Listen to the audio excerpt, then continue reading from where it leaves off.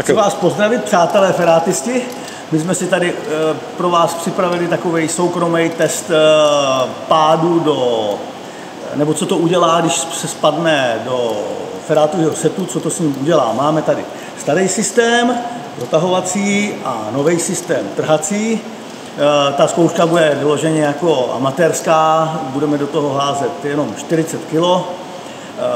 Zkusíme zvětšit délku pádu a uvidíme všechno, jak to dopadne.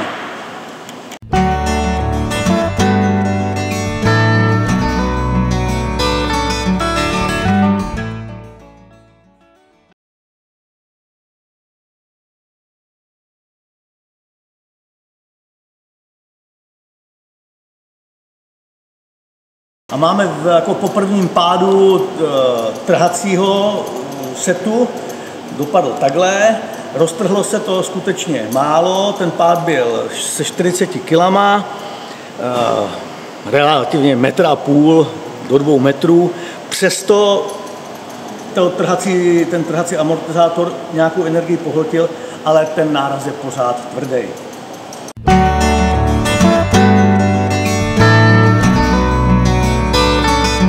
Teď zkusíme hodit to 40 kg závaží za stejných podmínek do protahovacího setu, který už se vlastně ani neprodává, nesmí používat, nebo prodejci ho nesmí prodávat, nesplňuje to normy, ale spousta lidí to má. To lano časem stvrdne a velice těžce jde protahovat těmi otvory. Máme tady označené body a uvidíme po pádu, jak se to lano posune a jestli to nějakou energii pohltí, anebo to bude vyloženě natvrdo. Jdeme na to.